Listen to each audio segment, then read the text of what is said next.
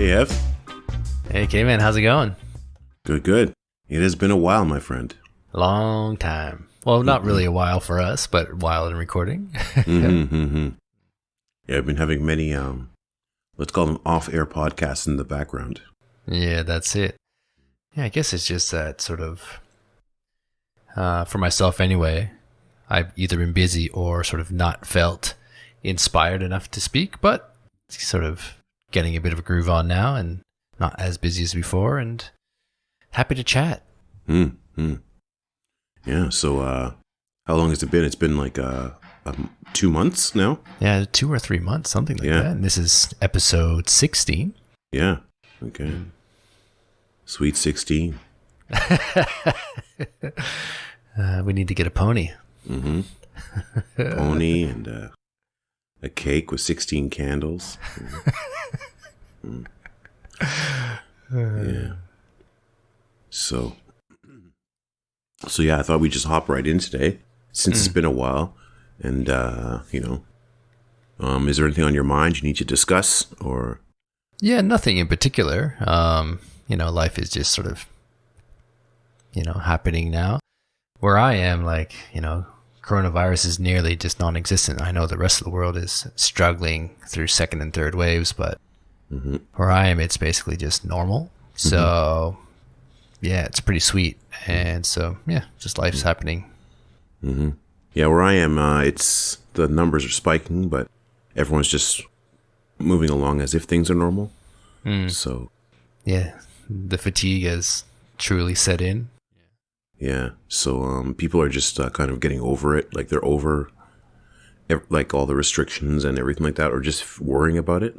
They're actually over worrying about it. So yeah, I don't know how it's all going to turn out. Yeah, I just hope that everyone stays in a positive headspace. Yeah, when it comes to their fellow human beings and Earth itself. That's the most important part. It always is. And crises like this either help us double down on that being important or fully distract us from it. Yeah, I just wanted to put that message out there that no matter what's happening, finding a way to put yourself into a positive, and if that's not possible, at least a neutral headspace will do more good for you and in turn for everyone else that you come into contact with than anything else you could do. Yeah, I've just basically taken this sort of slight downtime to sort of just improve on everything. That may not just be spiritually speaking, but, with my sort of exercise and my financial well-being and my business, just really taking the time to grow and learn and to move forward. So I know it might be more challenging for people out there who are much more restricted.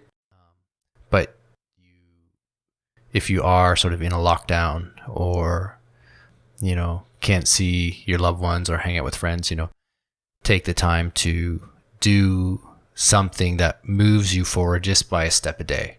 You know what I mean? That will help you maintain that neutral or positive sort of mindset and stop you sort of idling on sort of the negative chatter that's, can easily infiltrate your mind. Yeah, I think like one of the suggestions a friend gave me was, feng shui your house, basically. So go through anything that you don't need, get rid of it, organize everything, clean up your house, your living space, right? Anything around the house you've been wanting to do for a while, do that. Any projects that you can do that you want to fix up, do that. And reorganize or redecorate where you live to make it a positive and happy living space to the degree that's possible. And there's a saying that's cleanliness is next to godliness. Yeah, right? yeah. And for me, I take that as like whenever I do a big cleaning, I'm also cleaning up my mental space at the same time, subconsciously. So when I sit down and I finish like a cleaning project or I'm reorganizing, even the wires behind my TV stereo cabinet and everything that's hooked up to there, I just feel better, like I've organized something. And I think that's because, like, in a sense, your third dimensional outer life that you experience through your senses, like the world as you interact with it through your body, is kind of like a projection of the world as you interact with it through your mind. So like you'd say your body is like the 3D version of the 4D world of your mind, right? Because your physical body, right, it doesn't move through time. It's just always here and now, right? But your mind goes back and forth through time all the time. Your mind can jump from one place to another. It can be at many places. It moves through time and space actually all the time by what you're aware of inside the level of your mind. Whereas your body is kind of stuck to here and now, right? And as all that's happening behind your eyes with all kinds of crazy emotions that could have nothing to do with the body's current situation, your mind can be somewhere else, doing something else. You could be feeling something else because of it. And you could be at some time else. And it doesn't have to have anything to do with what your body's current predicament is. And by focusing on cleaning, you're kind of bringing your mind to a task that is here and now, and it organizes the mind. It cleans the mind up at the same time. So it's kind of like one of the services that the body can provide to calm the mind is cleaning and organization. Yeah, it sort of reminds me of, I can't remember where I heard it, but it's sort of like a bhakti sort of devotional practice is whenever you're doing something mundane, let's say, that you dedicate that task to God. So you do your utmost best and just focus on that task. You're washing dishes, well, you're dedicating this task to God. You know what I mean? Or you're vacuuming your house, or you're taking care of your kids, or whatever. And so really putting the entirety of your attention into that task, which is essentially just saying high quality. So exactly what you're saying there, sort of just focusing on doing something like cleaning can slow down the mental state and start sort of changing those negative thought patterns that arise associated with those tasks into something more neutral, and then into something that could be loving, right? So that even just everyday tasks can be a loving affair, and you'll get an immense amount of gratitude from that. Sort of these qualities that the wise masters exhibit are basically trained behaviors. We always think of like Jesus as like God's son, and he was born perfect, you know what I mean? And everyone else has to sort of strive to be like Jesus, sinless or whatever. But he had to work at these things. He had to work at his mind. He went to the desert to sort of fight the devil in temptation. He had to go through those things. So it's definitely worth the effort. And every little time that you take to be mindful of what you're doing and putting your attention into your task will slowly bring back those negative associations you have with having to do something, or just random thoughts that come up.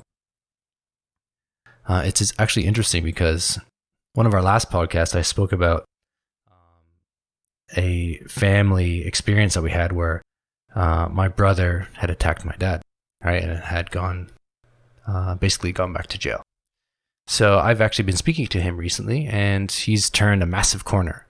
So he's currently in a mental health facility, and he's back on medication. And since he's been back on the medication, his life has turned around like dramatically. So he's able to see clearly that the thought patterns that were coming up for the past number of years weren't true.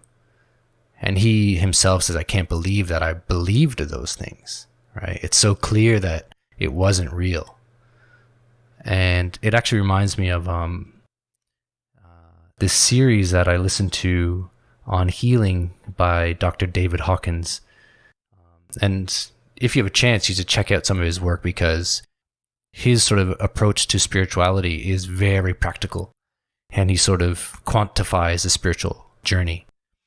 And in one of these talks, he talks about, he's a doctor himself, and he talks about a patient of his where he was suffering from severe mental illness, notably schizophrenia.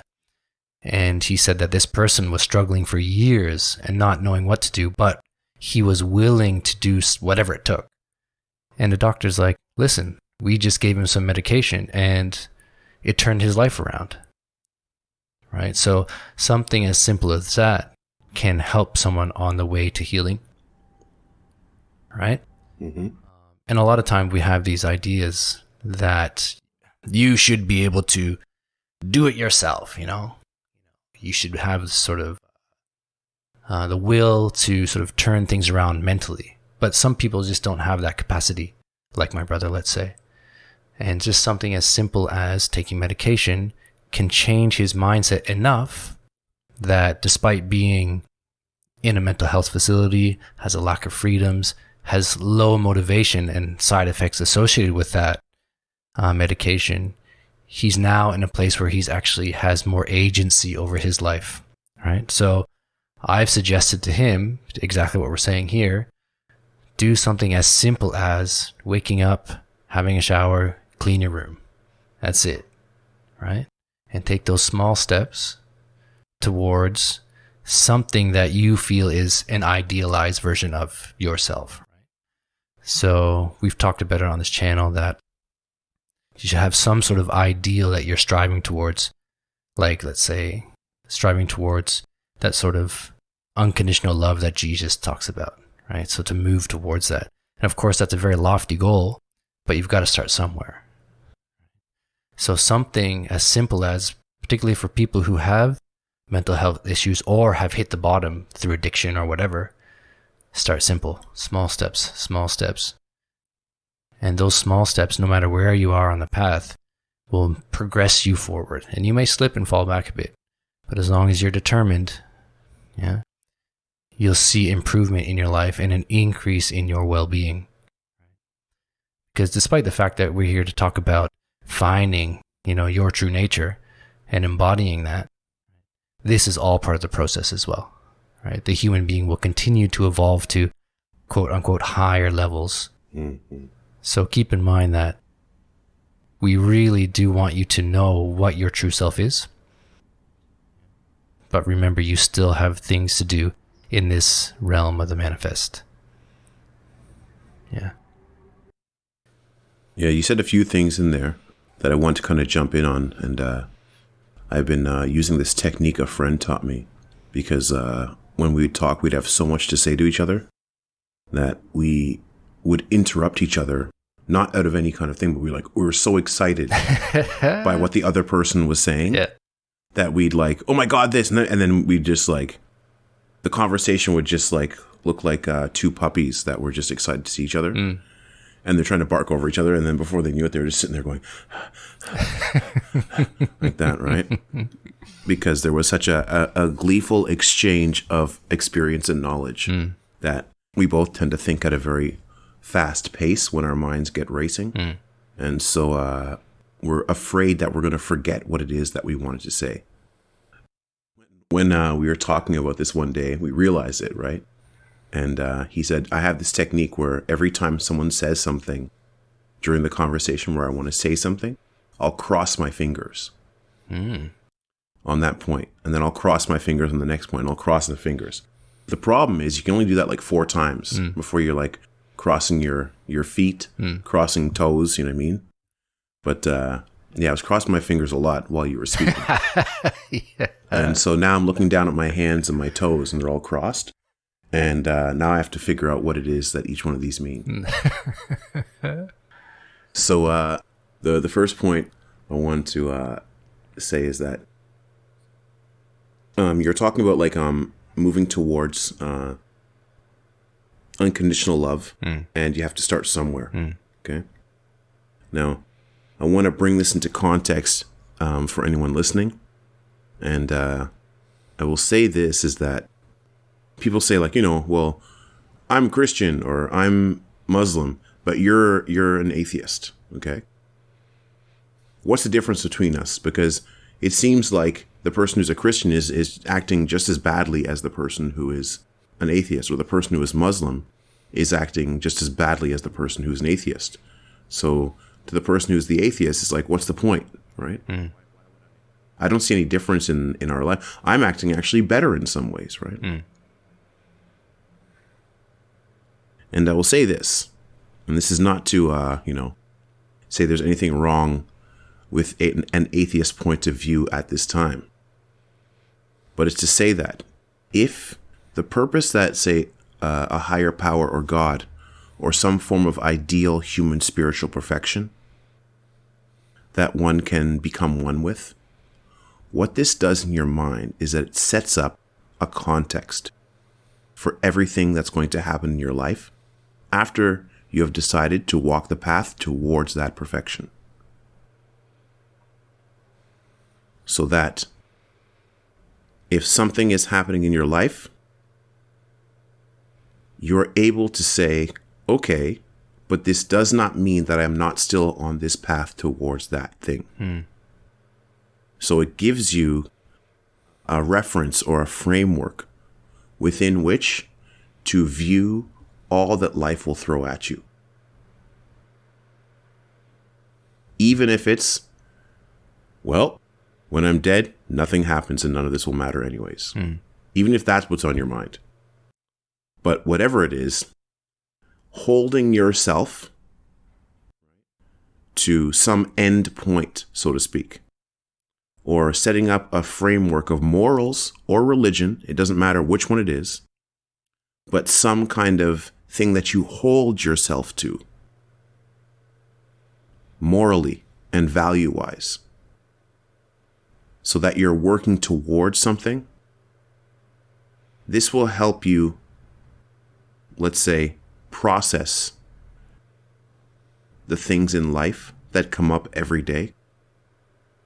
And so if I'm moving towards, say, unconditional love, I might have an argument, or I might do something that I don't like in myself in a day. But at the end of the day, I have to say, okay, this does not mean I'm still not on the path towards unconditional love. How can I apply, right? Or looking at what happened today, how can I apply this and turn it into a step forward on this path, whatever happened? So I'm not looking in things of terms of like it's good or it's bad. I'm now taking whatever happens that might be relatively good or bad, and now finding a way to turn it into a step in the direction that I want to go. And learning hard lessons or overcoming obstacles are just as much steps along the way as triumphs and victories and ease, right? Just like trying to get from one point to another point while walking the earth, sometimes there's hills, sometimes there's valleys, sometimes there's pastures, sometimes there's rivers. All of these things will come up, but if your end goal is set in your heart, you have not just a framework through which to view things, not just a way to turn everything into another step on the path, but you also have a reservoir of fortitude from which to draw upon to keep going and to build. And the other word for it, we call it, is just faith. You're building your faith in the thing that you're moving towards as you resolve yourself to move towards it through whatever happens. And this is a very valuable spiritual tool, whatever that end goal may be. It's a valuable mental tool. Athletes use it to go towards a competition, right? Writers use it to finish a book. So there's many ways you can use it. But if you're using it on the spiritual level, it's a very, very useful tool. So I just wanted to say that that's what pinged in my head when you spoke about you got to start somewhere. Because if you got to start if you're going to start somewhere, you're going to end somewhere.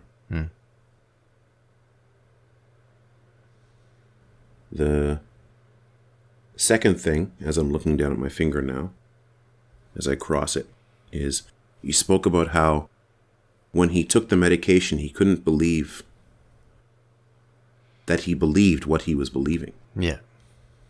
That there was a thought stream popping up that he was believing in that he can clearly see is not correct right now. Mm. And so I would just softly propose that your brother's case is extreme, and that's what we call, let's say, mental illness. Yeah. I would softly propose to everyone listening that you're all believing in thought streams Yeah. that aren't true, but within an accepted range of normalcy. Yeah. So it's not called mental illness, right? But it doesn't mean that it is any more or less correct. It means that it's just less harmful to yourself and others on a physical level, right? On an emotional level. But it doesn't mean that you're still not dealing with the turmoil of the thought streams that you're believing in, even though you wouldn't be technically classified as mentally ill by the standards of this particular time.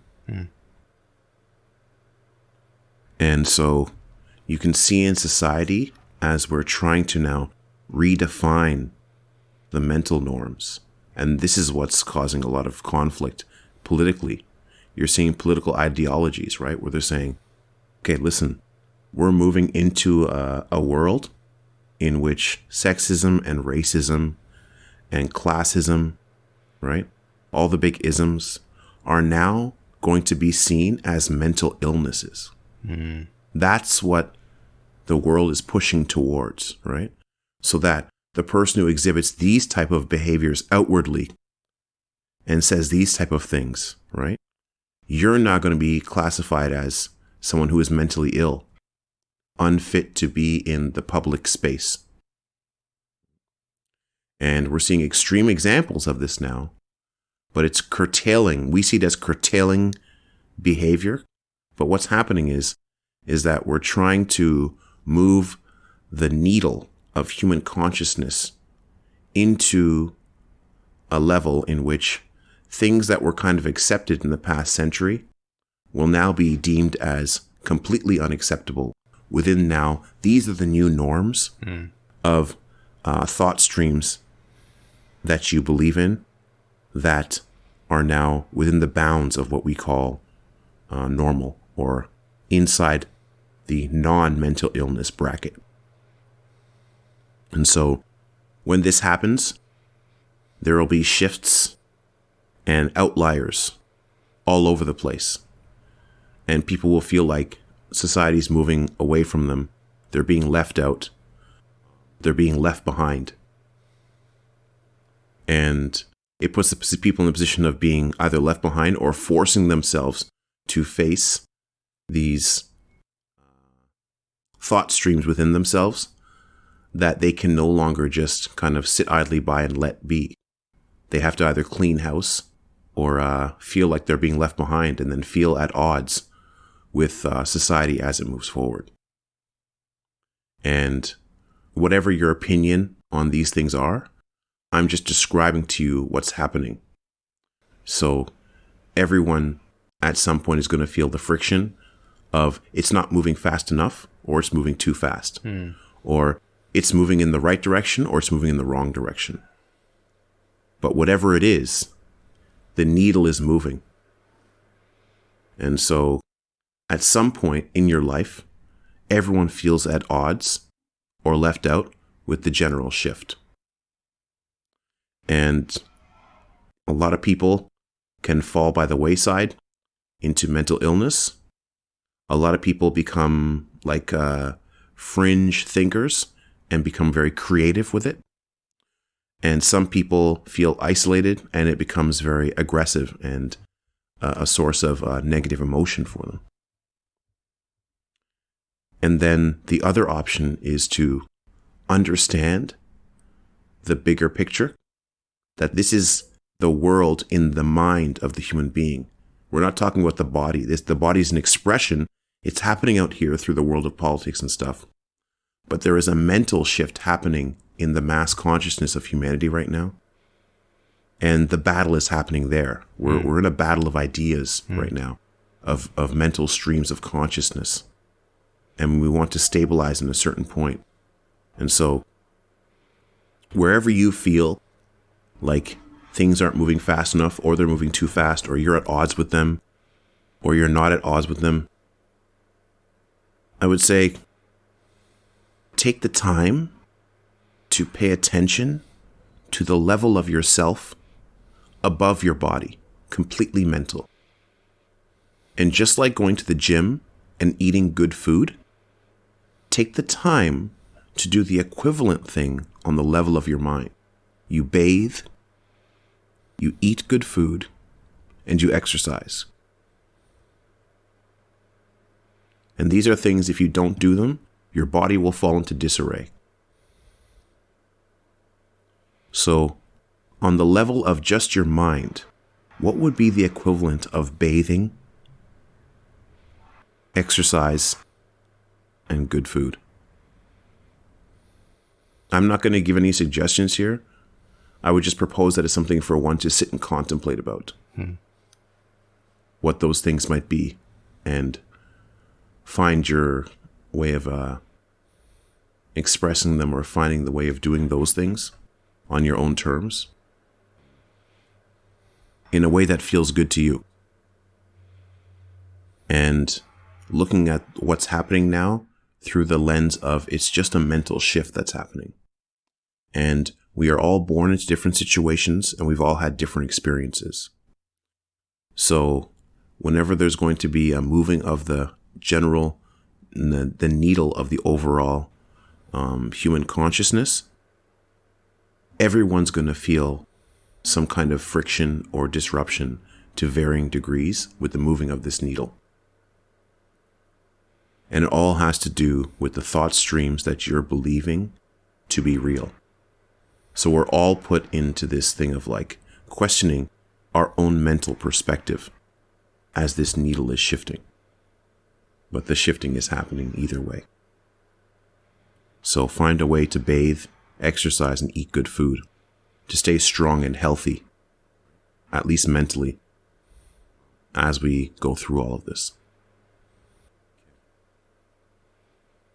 Yeah, so that sort of level of introspection where you're taking the attention from the outer world to the inner, and you're starting to be mindful of your own mental state and how you can improve that. This is where sort of the beginnings of unconditional love can begin. So once you start to sort of have, or sort of move back and look at your own thoughts and behaviors associated with it, and ideas and opinions, and start to see, well, where they're coming from, or why do I actually believe that? Why do I think that? Then you can start to understand other people's motivations behind what they say, do, and think.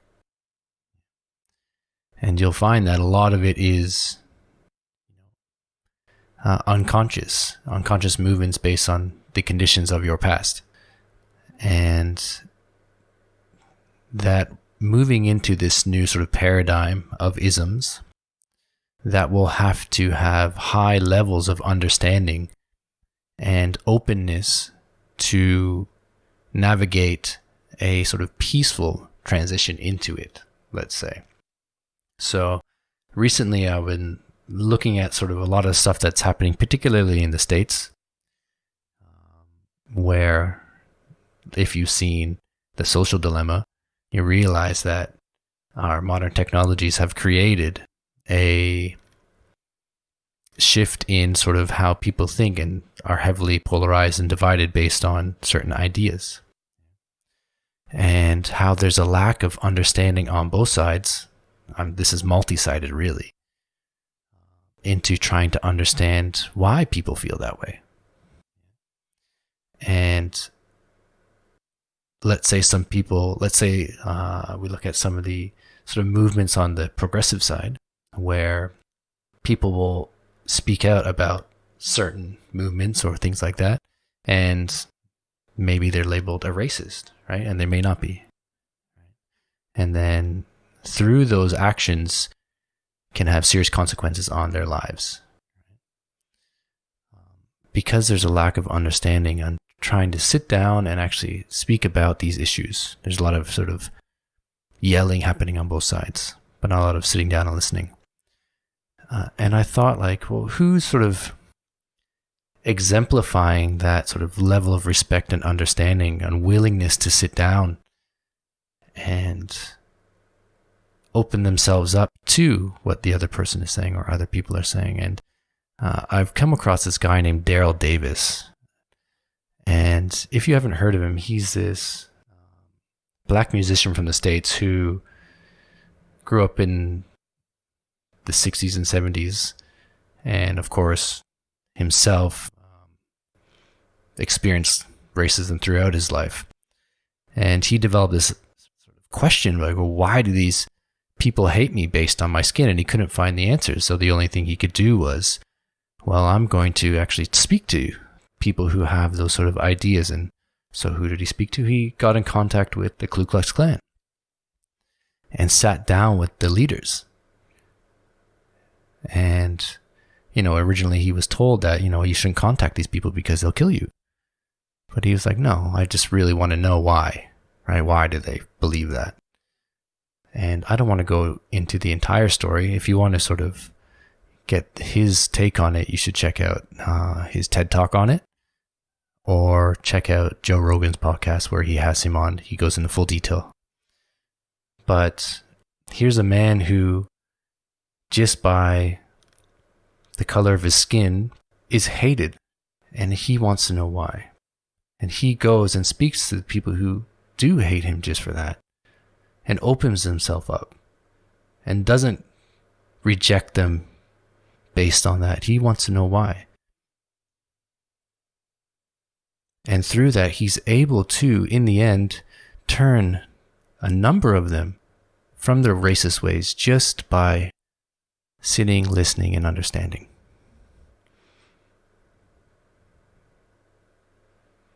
And so, not only do we have to do that within ourselves, right? And being open and accepting to what comes up in us and understanding where that might come from, we have to do that for others. And so, if you're having difficulty navigating the changing mental and emotional landscape in our world, take the time to come back, listen to the emotional turmoil within yourself, and understand that everyone else is going through the exact same thing, and to have understanding and compassion for them. Yeah. Opening yourself up. It's funny because you brought up that example, but when you had said that as the shift happening, people might be doing things that might be perceived as racist, right? Before you brought up the example of, I think, Daryl Davis, you said his name is? Yeah. I was going to say, that reminds me of my buddy, where I was like, okay, listen. Like, I know you're not racist, but your deep passion with pristine white ghost costumes and your hatred of the letter T to the point where you burn T's in your yard every night. I know you're not racist, but that might be perceived as racist in today's climate, right? So I say that to kind of lighten things up, but also to say that, like, make sure that when we are in the midst of this shift, that you do your research before you throw labels on someone of sexist or racist. Because not everyone is seeing the world through the same eyes as you, and not everyone is looking at the same signals and triggers that you are. And we can't live in a world where we're going to adjust everything to not, give you signals or trigger you. we have to live in a world where communication is open enough that if you do see something that bothers you, you can actually talk about it to the other person and see if that was their intent. And if it wasn't their intent, then where does it come from? And if it was their intent, well, then now they've got to change their behavior or attitude to be a part of a larger community. But we have moved past the point where we give people the benefit of the doubt on either end. And this cannot end well. When we start to take away the lines of communication, when we start to restrict the space for understanding, it can never end well. It only ends in greater and greater conflict. So for anyone out there listening, I would say, think of it in terms of, does this action or does this course of thinking, is this going to lead to further conflict or further understanding? And no matter how much you want it to be different, if your goal is peace, then fear cannot be the mechanism or the origin point of inaction. It just can't work that way. And if you think it can, really take a look at your life and see if that's true. Because I think a lot of people, and ourselves included, we have thoughts in our head that we never actually test out based on our own experience. We just like the thoughts. We keep them around. But we never actually take those thoughts and then hold them up to the light of our own conscious experienced life and say, has this been true throughout my life? Or is this something that just keeps me comfortable in this moment when I think of this happening or that happening? So for someone to say, like, I've been through a traumatic experience. So all the experiences I have with people that have the same skin color or same sex as that person, now I'm going to feel those emotions whenever I see someone like that. And I'm going to think these things about those group of people. That's easy to do because it's comfortable and it keeps you away from feeling the emotions associated with whatever it was you went through. But if you hold it up to the light of experience of your life as an entirety and life in general of all the people living on the planet, you might realize that that's not true, though. And so you have to give yourself space, right? Thoughts, especially negative thoughts, like to live in a very narrow space, a narrow, dark space, because they're safe there.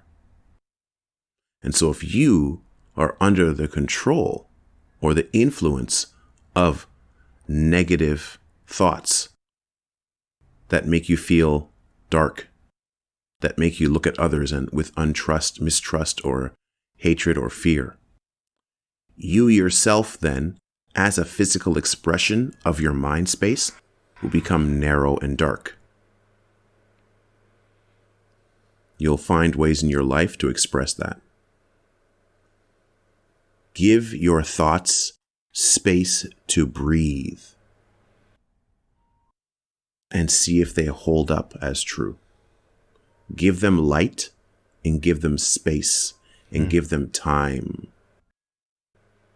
If you truly believe something, hold it up to the scrutiny of your entire life experience.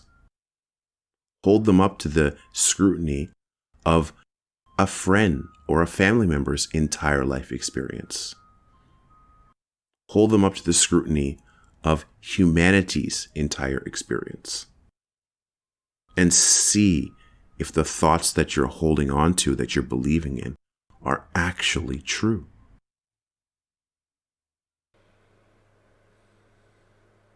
Don't just take them for granted as being true because they appeared to you.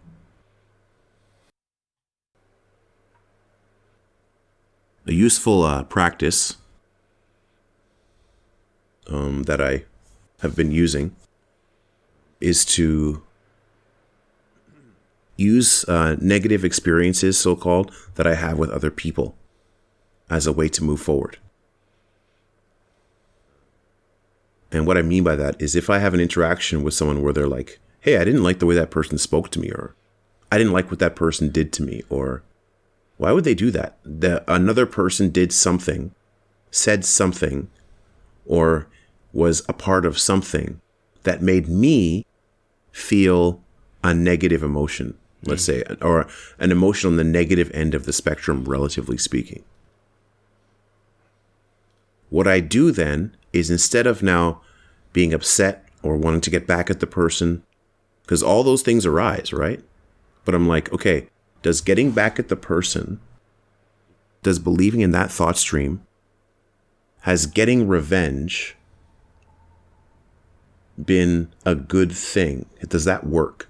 Let's hold that up to the entirety of human experience. Yeah, revenge doesn't go well, because then there's revenge of revenge. And there's revenge of revenge. So that's not going to work out when held up to the light of the entirety of human experience, because it will just end in mutual destruction until there's such a grievous amount of, destruction that, no one can recover from it. So that revenge or getting back at the person, that's not going to work. Okay. What about the next time I see that person, I'm going to tell them to correct their ways. Okay. So does telling someone to correct themselves and pointing out how they're wrong work when held up to the entirety of human experience? I mean, sometimes if the person is unaware and open, yes. Yes. Yeah. And sometimes, but a lot of times, it doesn't. It actually leads to more conflict. So, all right, let's put that one on the back burner for now. Are there any other thoughts available to me to deal with this situation? What if I do nothing? Does doing nothing work when held up to the breadth of the entirety of human experience? Well, I don't know. In my own life, doing nothing just suppresses animosity that's waiting to rear its ugly head later on somewhere down the road. And in some cases, it encourages the negative behavior of the other person. So I'm like, But sometimes doing nothing lets the whole thing pass, and it was just a misunderstanding in hindsight. All right, I'll keep that one on the front burner for now. Are there any other thoughts available to me?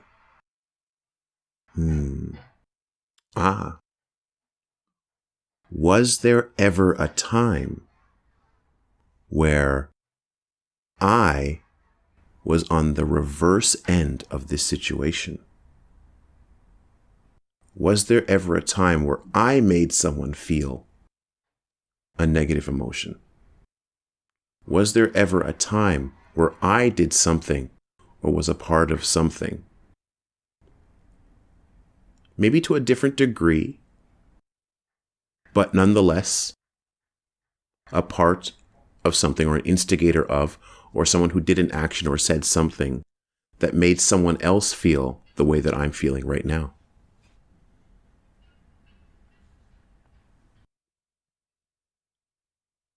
Be thorough and honest in your search.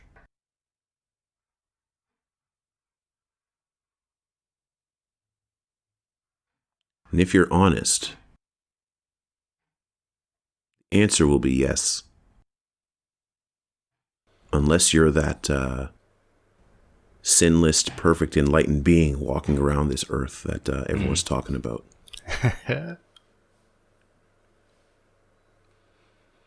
But if the answer on any scale is yes, then just sit with that moment for a while when you were the other person. And let the experience you're having now of being on the receiving end be in the same space together as when you were on the giving end. Let them become one. Let them sit together in a room, in your mind, and look at each other. And see what that does for your inner well-being.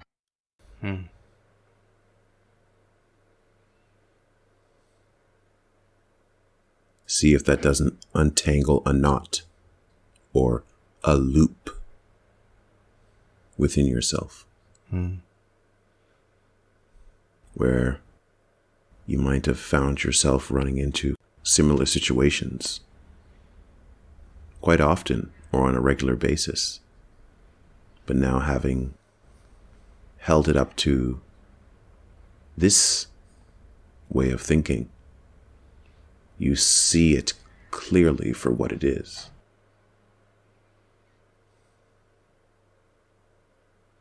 Be in the practice of letting these things sit in a room together within your mind space, within your heart space, and see if they can resolve their issues there.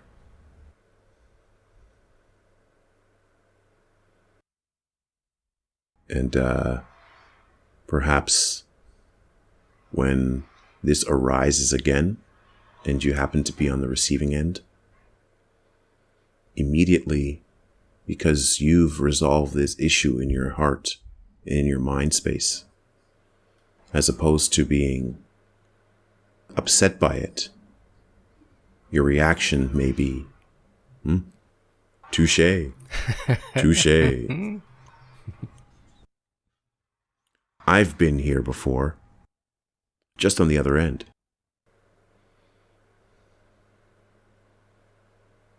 And in that sense,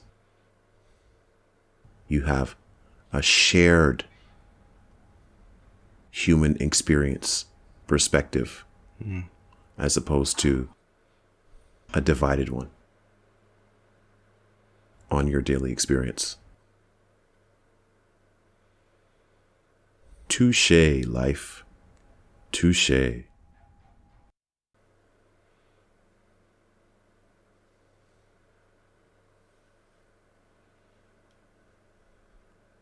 And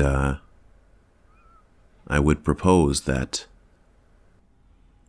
if you use this as a framework through which to view your daily experience, the benefits may not only come through an ability to put perspective on relatively,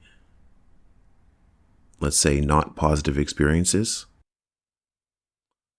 but it also will open your eyes to, up until that point, unnoticed positive experiences that you're having all the time.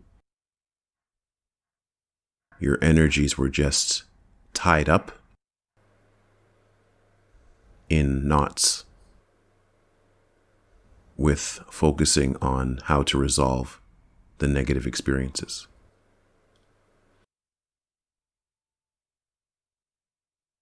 When that energy that was tied up in those knots is released by untangling the knot,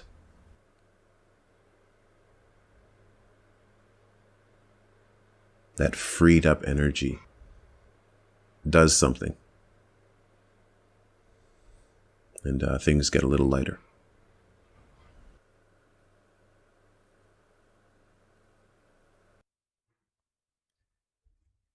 Well, I think that's a nice spot to wrap it up. Do you have anything else you want to add before we finish up? No, not really. It's kind of what I want to say.